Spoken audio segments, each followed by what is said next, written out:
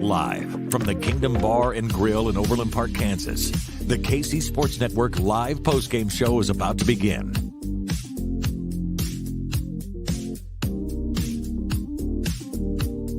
KC Sports Network is the fastest growing sports media network in Kansas City. Millions of views, millions of podcast downloads, and the highest ranked Chiefs podcast network of 2022. KCSN is where you want to be for news, commentary, and analysis, with a collective perspective on the Kansas City Chiefs that can't be found anywhere else.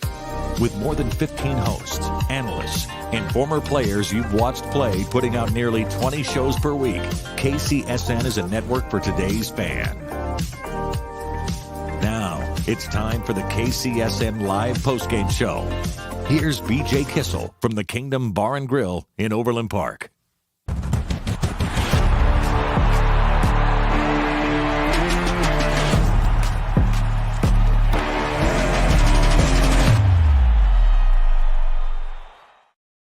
Live from the Kingdom Bar and Grille in Overland Park, Kansas. This is the KCSN Live postgame show. I'm BJ Kissel. That is Ken Swanson. We've got Tucker Franklin producing this thing. We've got Maddie Lane and Craig Stout to be joining us here in just a little bit as the Chiefs move to 9-2 on the season with a 26-10 win over the LA Rams as George Karlaftis picks up a sack and inches closer to Derek Thomas's rookie franchise sack record, which is surprisingly a storyline from this one, Kent. I'm not going to say there's not a lot to talk about with this game, but it was just kind of meh. It was workmanlike. They took care of business, and that's great. I mean, I, for one, appreciate a few games here or there where I don't have to just be an emotional wreck. This was stress-free. Stress-free. At least for us. Yeah, just, at no point in this game did it feel at all like there was a chance that the Rams were going to win this football game. And I'm fine with that. I liked the stress-free nature coming out of the holiday. I'll take it, especially there's a test I'm sure we'll talk about at some point later today coming up. Yeah. All right. We appreciate everybody for watching, whether you're watching on Twitter, whether you're watching on the KC Sports Network YouTube page. If you are, please hit that like and subscribe button. Or if you're watching on our partner 101 The Fox's Facebook page, we appreciate all of you for hanging out with us. If you're watching live, we appreciate if you're watching the video or listening to the podcast after the fact. We appreciate you. Again, Maddie Lang, Craig Stout will be joining us in just a few minutes. Kent, I know where you always like to start. Let's start with Patrick Mahomes. Finished this game 27-42 for 320 yards with a touchdown and a pretty surprising interception, a pretty bad interception there. But overall, what do you think about Patrick Mahomes' day? Yeah, he did good. I mean, took care of business when he needed to take care of it, made some plays with his legs, extended some plays when he needed to. I mean, look, the Rams are not a good football team, but I think a lot of the blame falls on the offensive side of the ball and the attrition there. They've still got some good players. They still have blue-chip players. They have Aaron Donald. They have Jalen Ramsey. Well, I don't know if Jalen Ramsey played today, did he? I don't know. Aaron Donald did, though. He's a good football player. I know. I don't know why I'm being so petty with Jalen Ramsey today, but we'll get to Travis Kelce torching him sure later. But I mean, Mahomes took care of business where he needed to. I think the efficiency was overall pretty good. Made good decisions with the football, except for that one interception. Avoided pressure because this front was giving him some pressure. Nick Allegretti was in for Joe Thuney. They took care of business, and Mahomes took care of business throughout the game. Very impressed with the performance for the majority of it. Yeah, I think early in this game, it never felt like Patrick Mahomes was under too much duress. Aaron Donald made his plays, but for the Rams not being a great football team, they're a very good defense. They lost A'Shawn Robinson for the season last week, which I think hurt them, especially with his ability to stop the run. Greg Gaines, underrated player. Jalen Ramsey, still not bad, although he's not what he was. He's not playing at that level this season that we've come to expect from him. Watching Aaron Donald definitely is. Watching Travis Kelce torch Jalen Ramsey right beautiful. Here. Gosh, it was so much fun. It was so much fun. Like, the only thing that Jalen Ramsey did today was talk.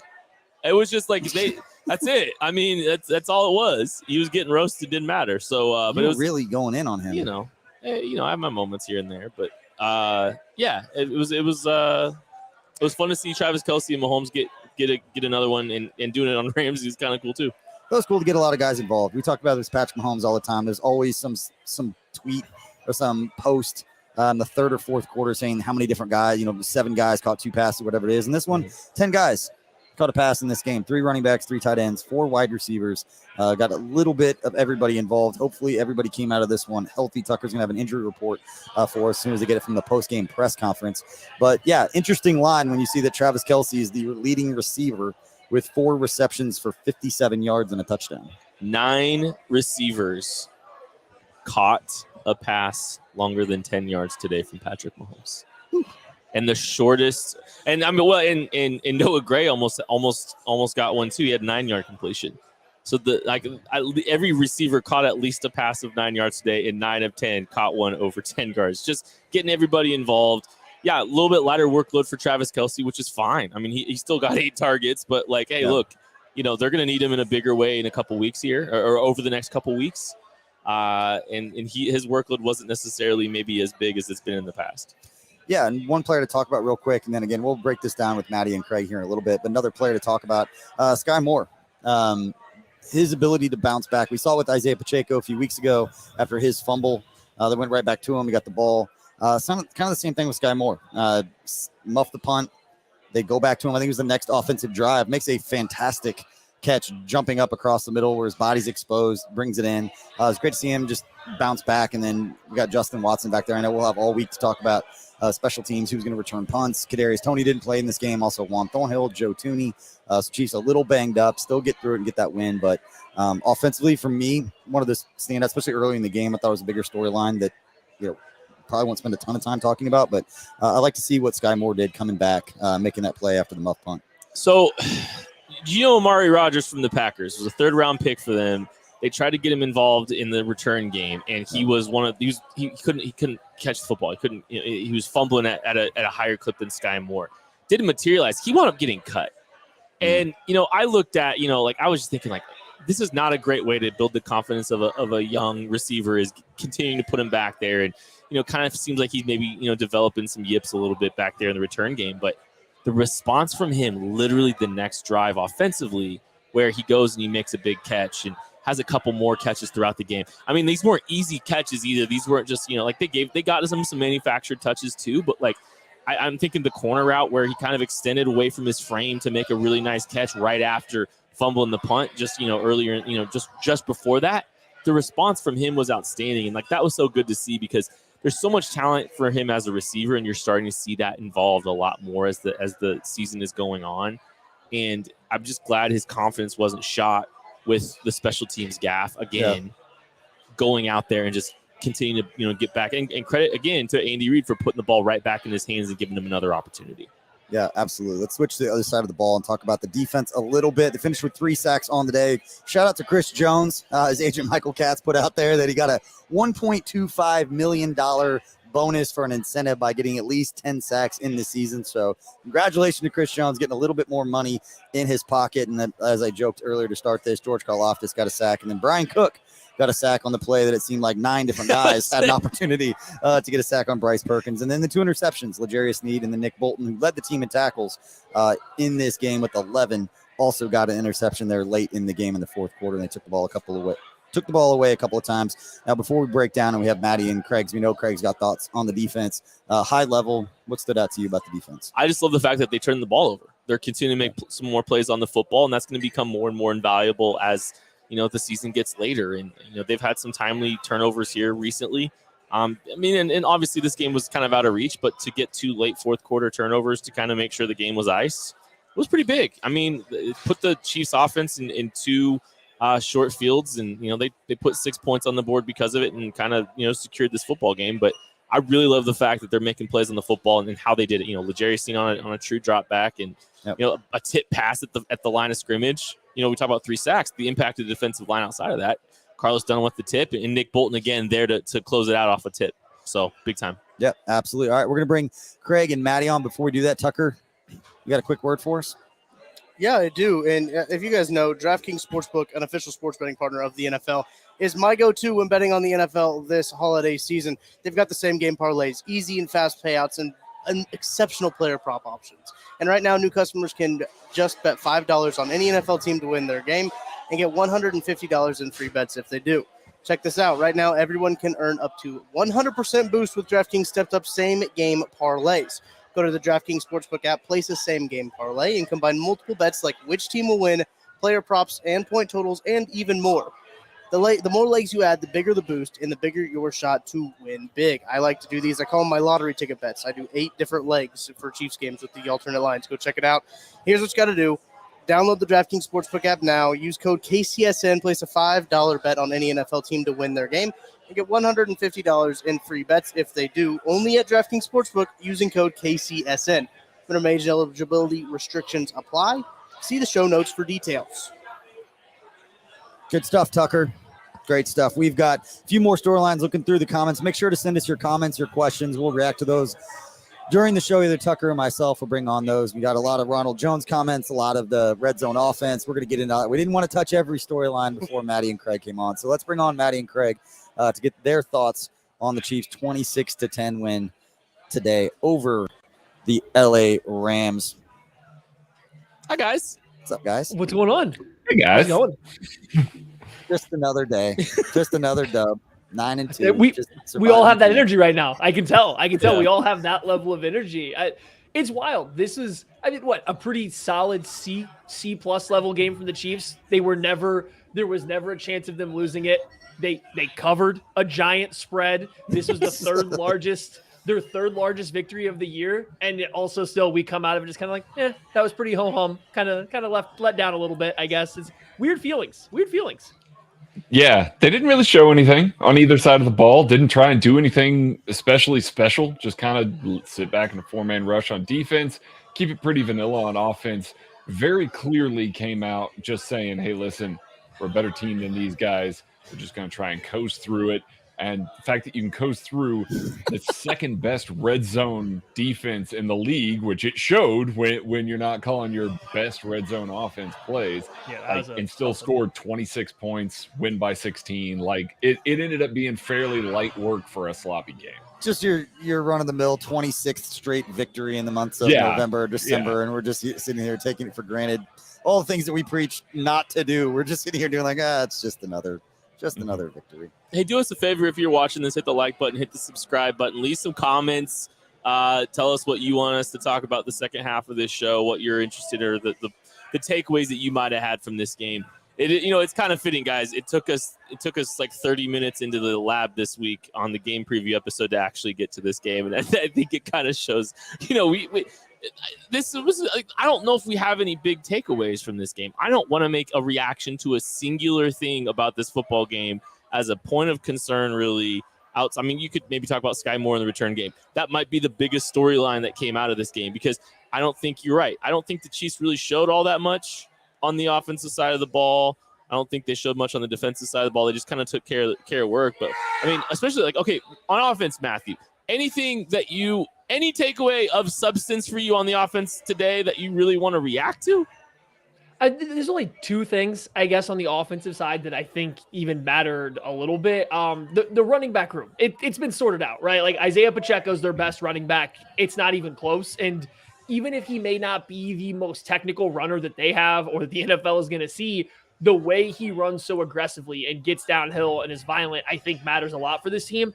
And on that same note, I mean, Ronald Jones had 4 carries for 12 yards. It's not like it was good, but seeing how aggressively he got downhill, the fact that he was just willing to go be a sledgehammer that's going to, wear, I think, on opposing defenses a little bit matters. It's like, that's really, all I have for the offense. The running back room seems sorted out. While Clyde Edwards-Helaire is unable to play, I think Ronald Jones can be that third running back, be pretty good. But this kind of the violence and downhill running style of Pacheco, and then paired with Ronald Jones, I think is a good enough 1-2 punch that I feel comfortable giving those guys a few more carries, and the Chiefs sometimes like to do to their running back room. Yeah, that's pretty much it for me as well. I mean, there wasn't a ton to take away. Patrick Mahomes threw for 320 yards, and he just kind of distributed the ball all around the field. Like it went to literally everybody there on offense. There were 10 players that had 26 yards from scrimmage or more in this game. So you just relied on just everybody from the offense to contribute. Juju was clearly on a pitch count. You don't have Clyde Edwards-Helaire, so you're leaning on Ronald Jones a little bit more. You're leaning on some of the tertiary tight ends, Jody Fortson, Noah Gray. MVS had a good game, but it very clearly didn't seem like the focus was, hey, we're going to keep hammering this matchup. We're going to keep hammering this aspect of the offense because it's working. It was more like, hey, we're just going to spread it around, get out of here as healthy as we can, and just try and stay up on this team without showing too terribly much. One of the storylines that I think a lot of people are going to be talking about this week, because that's where we're at with this Chiefs, especially with this Chiefs team, particularly the offense, is about the red zone offense. And the reason is because it stands out. The Chiefs have been so good inside the red zone this year. They're ranked third in the NFL. They convert 72% of those drives result in touchdowns inside the red zone. They were going up against the defense that was one of the best in the NFL in red zone defensive efficiency. The Rams ranked fourth, allowing touchdowns only 48% of the time. Chiefs go 1 of 6 today. Is this something that Chiefs fans should be concerned about, or do you think this is just they went up against a good team, they made some mistakes, they're going to clean it up and then move on? Or is this something that should talk about because it's something that you were worried could continue on for a team that had not struggled in that area? It's the only other thing on offense I think that even, should get that much attention is the red zone offense. And I think you have to start, though, without McCole Hardman and then without Kadarius Toney. Andy Reid seemed very reluctant to run what has been their traditional red zone offense. Like, yeah, we saw Sky Moore catch one of those jet sweeps, get one in the red zone. And actually, if Justin Watson holds a block, he might score on it. But they weren't funneling the entire red zone offense through that look like they do with Hardman or they did with Kadarius Toney when he was healthy. So I think you have to put, a little note there and say, if those two guys are unavailable, yeah, maybe it is worth paying more attention to the red zone offense because that has been such a big part of it this year. But if you get either one of those guys back, I don't think it matters because it just looks entirely different. And then on top of that, I mean, I think what Craig said at the beginning, they weren't trying to show anything. I don't think they wanted to put any of their other red zone plays, real plays on film. They wanted that trick play on there for the future. They want you to think about it, but they didn't want to show you any of their actual concepts in the red zone when it's not using that jet motion. So I'm not concerned. I'm just, slightly alert if it's only Sky Moore. Is that their only jet motion guy going forward? Because then I do think that might matter in a bigger game going forward. The thing that really matters about the red zone offense this week is that I hate Sean McVay for calling a timeout when Colin Saunders was on the field. Colin Saunders had an opportunity to be in on offense, and Sean McVay ruined it. So I now hate him forever. No, there's a little bit that you can take away there. Obviously, Patrick Mahomes not taking as good a care of the ball in the red zone.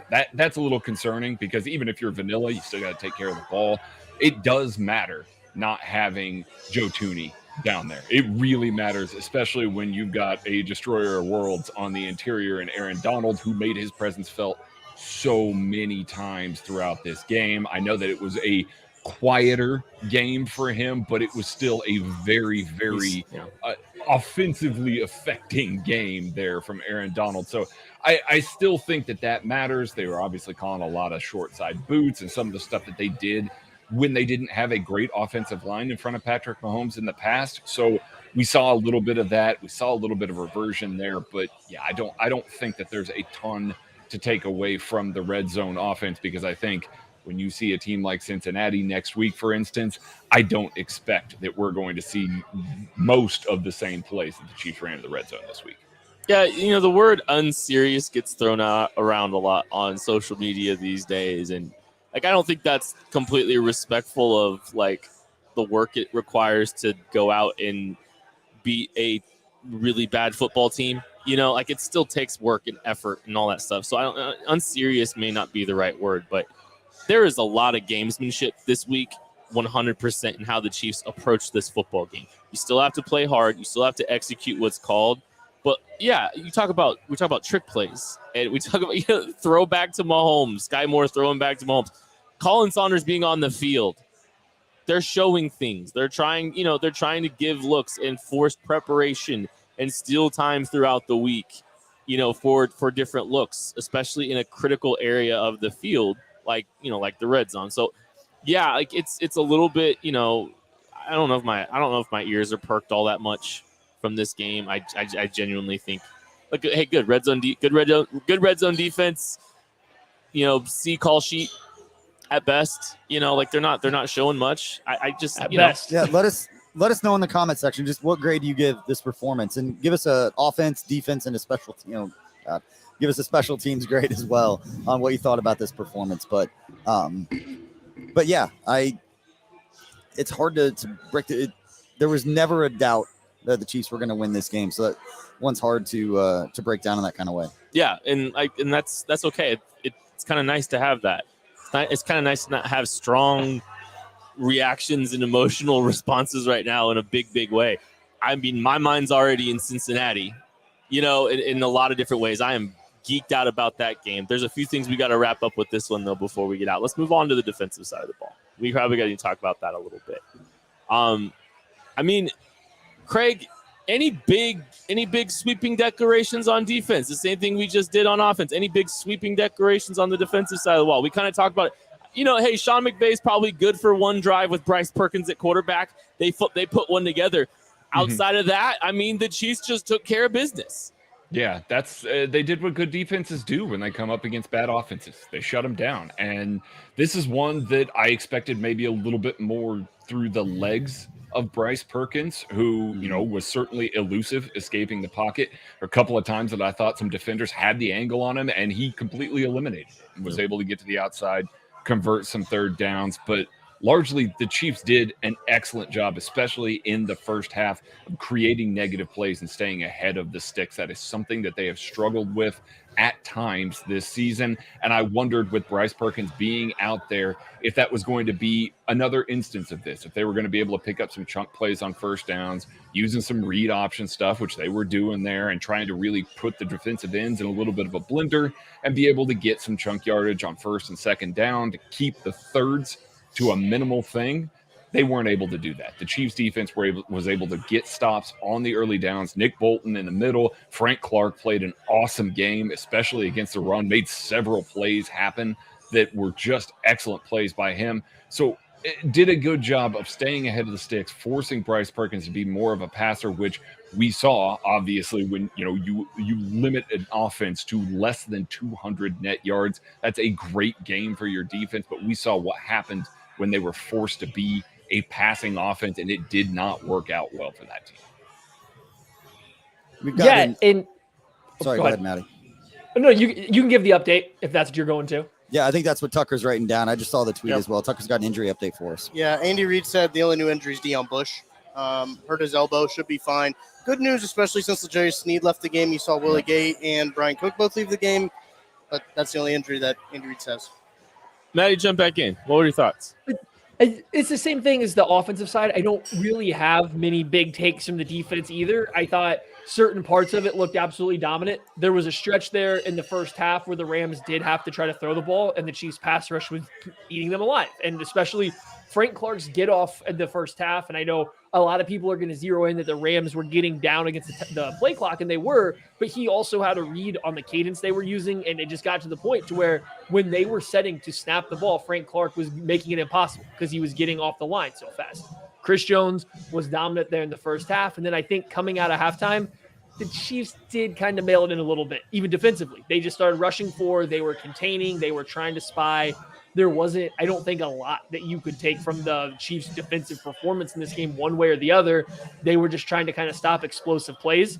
I know he left for a little bit, but this also isn't the first time. The Darius Harris subbing in for Willie Gay for a whole series has got to go. Like, it's just got to be done. And I get it. I know he was hurt, but this seems to happen, every week now. There's like one series where Harris subs in for Willie Gay, and I just don't get the point. What is the point for one series to take their best second-level athlete off the field? And it almost always shows up in a negative way. There's always almost one play where they need that speed out there when this happens. So it confuses me, and it's not new. They keep doing it. It's not a problem. It's just confusing to me. Go. Sorry, Greg, if you got more. Yeah, no, it is interesting. They've been doing it every week since Willie Gay got back from suspension. Yeah. And it seems like when Willie Gay comes back on the field, they change up a little bit of how the defense is operating. So I wonder if they are using that time where they are getting him on the field and they're saying, okay, we're going to adjust your role a little bit. We're going to let Darius play this series, and we're going to adjust your role a little bit. He comes back on the field, reducing the split, spying a little bit more in Bryce Perkins. Then from that point on, kicking out against, the tight ends a little bit more and playing in man coverage with Nick staying in the box. That way they didn't get some of the matchups that they were getting before. So I do wonder if that is intentional by the coaching staff to get that second level on the same page and make a bigger adjustment before they go in for halftime, because it's almost always like the third drive of the game that Darius Harris comes in there. Hey, hit the like button, hit the subscribe button if you're watching. Leave a comment. I have something because I'm going down and looking at this some of the defensive numbers, and maybe schematically nothing world changing or anything, but it just felt like there was just a lot of really strong performances from a lot of individual players across the board. I think a lot of guys played well. I would like to just go up and down. We'll start with Maddie. I want to just highlight one guy real quick on each of us. I have several I'm geeked out about, but Matthew, you can start if you'd like. Just give me a guy that you thought played well on the defensive side of the ball, because honestly, I genuinely think there was just a lot of guys that flashed and had big moments in this game. I mean, like most weeks, L'Jarius Sneed, great game. It was scary to see him go out because it's the second game in a row where he's had a pretty big hit there in the middle of the field, where he's having to fill fit versus the run from his slot cornerback spot. He's having to take on a running back at full speed who's pretty much at full speed because nobody else is in the way, and there's been big contact, and he leaves, he gets evaluated for a concussion. He is able to come back, so that's big, but he's taken a lot of those blows throughout the years. So that is something I got my eyes on. This isn't the first time that he's been a little shaken up after one of these big hits, but he comes back. He plays great. He's making pass breakups. He gets that interception where he skies up and takes the ball back after the Chiefs turn it over. So as always, L'Jarius Sneed played a great game. He's kind of getting to that point to where it's every week he's getting into that Chris Jones territory almost at this point in time. But I don't want it to go underappreciated after he got banged up early. Man, I feel spoiled because there's so many here. I did already reference Frank Clark, which I'm not gonna use him as mine because I'm gonna use him as mine, Craig. Okay, that's fine. You go right ahead. Talk about how much the Rams focused on him. Holy cow! Let's go with George Karlaftis. George Karlaftis, workmanlike performance, did a pretty good job of giving energy, motor throughout the game. Did a good job getting his first NFL sack. Made himself a little bit of a nuisance on a couple of different plays there. Obviously still learning the game, still learning the speed of the game, still learning the technique elements of that, but the motor was there. It was good, and he was able to string some stuff along really well and kind of created plays for some other people that went a little bit under the radar. I think Joshua Williams actually played pretty well, all things considered. I know he kind of gave up that catch down the sideline, but had a pass defense on the day, and the physicality is there. The willingness to tackle is there. And that's always an encouraging sign. He's a guy that I think is going to continue to match up well against bigger receivers down the line as he gets challenged. He's in for a big, big test next week. I mean, Joshua Williams is in for a big test next week with some challenging of throws outside the numbers. He's got to play the ball extremely well. But I think this is another week for him to continue to build confidence. I thought he had a pretty solid game as well. What, BJ? Who are you going with? Well, I already stole it, but Frank Clark. I think he looks explosive. We talked about how much weight he looked like he had lost since we saw him up at training camp. It's something we talked about all year. Looks like he's got the explosion. You guys were talking about the timing, getting off the ball. Looks really, really good. And with the quarterback that's going to sit more in the pocket and throw the football, like what they might see next week with Joe Burrow, feel like that's maybe see a bigger impact from him. I know that there's people in the comment section talking about Trent McDuffie and throwing his name out, and people are kind of disagreeing. I almost went with Trent, honestly. I don't care about the touchdown. Yeah, don't care. He made some really, really good plays in this game, but I love what I'm seeing from Frank. If you have somebody outside of Chris Jones that can affect the quarterback in some kind of way, I think the Chiefs will be in a good spot there. And Tucker's got a couple of quotes from us for us from the post-game press conference. Yeah, I do. But before I get to those, I just want to shout out Nick Bolton. Thought Nick Bolton played well in this game, and he had an interception, playing good in the run game as well. Nick Bolton deserves some credit there. And from Andy Reid, he opened up his press conference saying they were off a tick tonight. They'll just go back to the drawing board before heading to Cincinnati. Okay. Andy Reid also said on changing Sky Moore on punt returns, if he'll go back out there again, he'll said, we'll see. That wasn't a very good showing for him.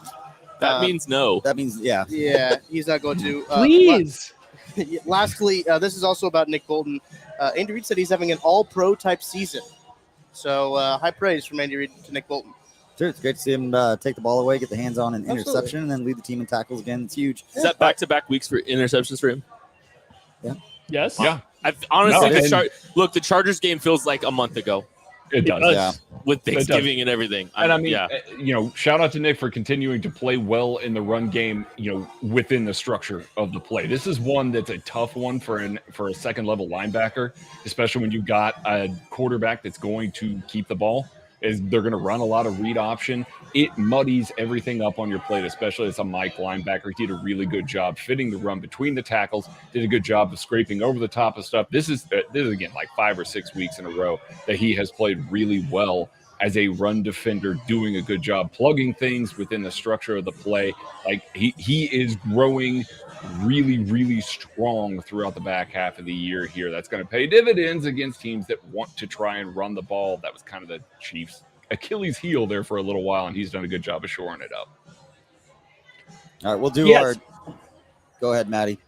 I was going to say, I think the combination of Nick Bolton and then Willie Gay has gotten a lot better versus the run here down the stretch. And both guys there, and I think you're seeing what you're seeing now, to Craig's point, especially when you're getting some of these teams that are trying to run a little bit more outside zone. Bolton's getting a lot faster coming downhill on them. He's starting to flow with the play a little bit better than he was earlier in the year, and he is starting to break downhill a little bit faster. I think next week will be another. I mean, he's had plenty, but next week will be a big test. We don't got to go too far into it, but the Bengals will mix up their runs. They'll come straight at you a little bit more. I think that'll be a big test for Willie Gay and Nick Bolton, and seeing if this run defense has improved from what they were looking like there, from weeks 4 to 8 or whatever it was in the middle of the year. All right, guys, we'll wrap up our thoughts on the show, do our toast game segment here in just 1 second. Before we do that, Tucker, hold on the video, because for anybody who's been following us on social media, watched the post game show last week, we have started our Soul of KC toy drive and holiday raffle again. We've got 25 items that you could win by buying raffle tickets. Every dollar that you give us, that you purchase tickets through the KC Sports Network Venmo, is going towards presents that we will purchase for Operation Breakthrough in Kansas City's Christmas store. And I'm going to run through these as fast as I can because there's 25 items and they're pretty damn cool.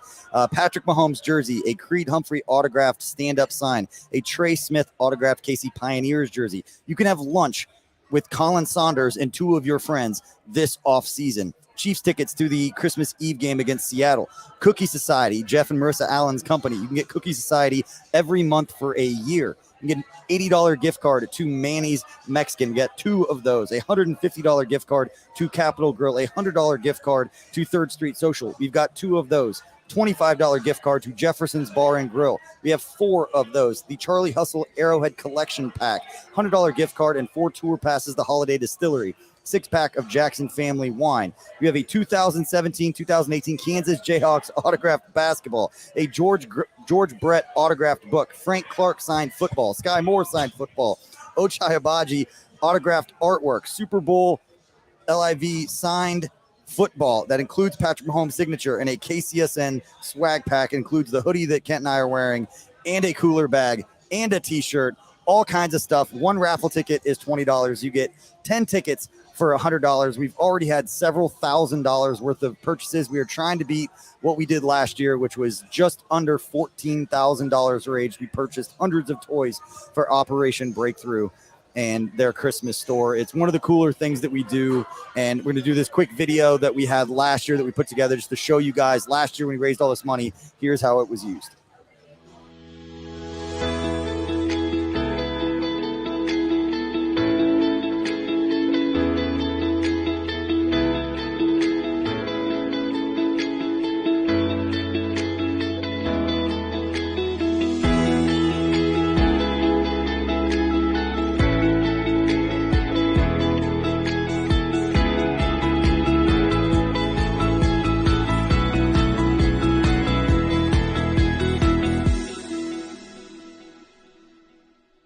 Selling tickets for the raffle through December 6th. We will choose all of the winners live here on this post-game show after the December 11th game, and then we'll ship everything out that next week. So hopefully, barring USPS. You never know how the shipping's going to work, but you should get everything before Christmas. But again, it's one of the cooler things we do. You can find the link on our social media, or Tucker will put it in the chat and in the description of this show if you're watching on YouTube, to get a hold of our Venmo to buy some raffle tickets. Hey, BJ, we did get a question here on the YouTube stream. Benjamin Walkhold asks, is the raffle eligible to KC fans outside of KC? Yes, we'll ship anywhere that we possibly can. Boom. So we ran into a little issue last year just because some state laws as far as shipping wine across state lines. Learned some new stuff there. But yeah, all the different items, those available to anybody. The Colin Saunders lunch, got to coordinate with his schedule when he's in town and all that kind of stuff. But yeah, it's better items than we have last year. I'm excited to raise some money.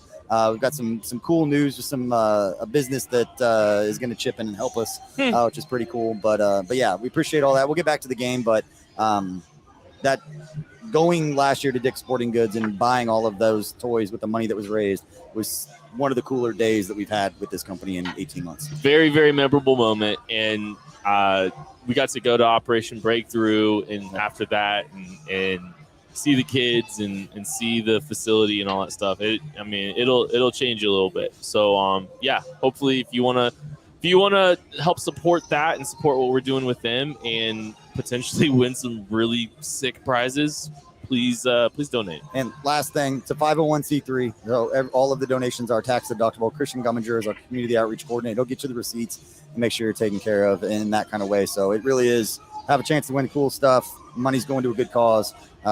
Yeah, it's all good. Now let's get back, talk a little bit about this game, wrap this up, and do a little toast game. Are we going right to toast game now, or we got any more we got to talk about before we get out of here? Why don't we ask Maddie? I keep interrupting him. So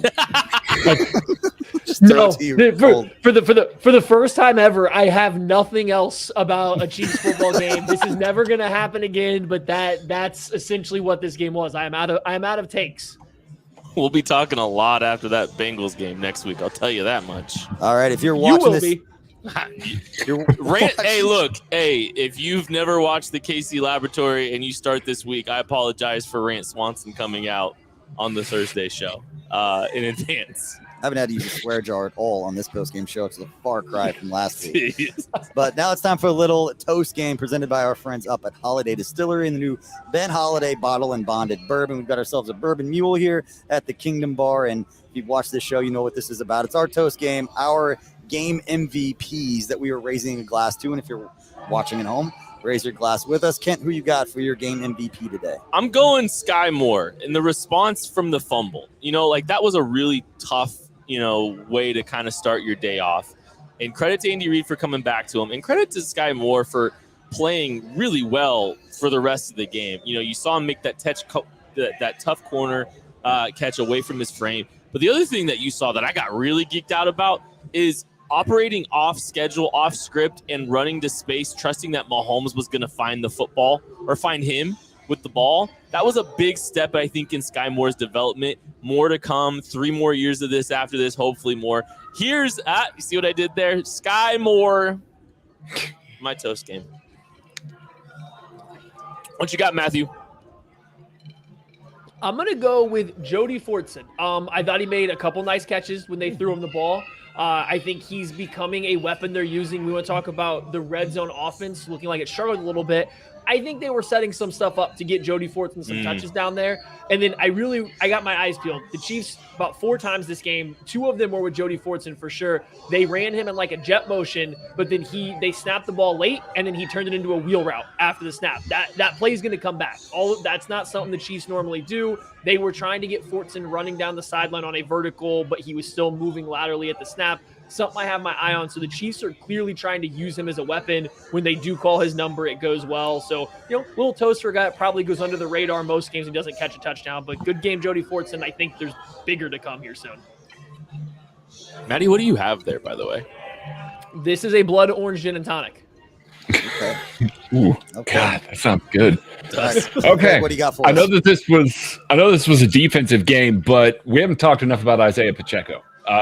Offense very clearly leaning on him a lot more. Gets 22 carries, comes up with 86 total yards when you factor in his receiving yards as well. Gets into the end zone Getting that kind of production out of the backfield, 86 yards out of the backfield, is massive for this offense. We have talked time and time again about the run game and getting the running backs going. We know what the offensive weapons can do out in the secondary, what Travis Kelce can do, Juju Smith-Schuster, MBS, in a game that they leaned on Isaiah Pacheco. And I know that he only had 3 yards a carry, but they leaned on him a lot more in this game. He was able to shoulder the load, took some big hits, laid out some of his own, got into the end zone. Isaiah Pacheco, toast to you, sir. It's a good one.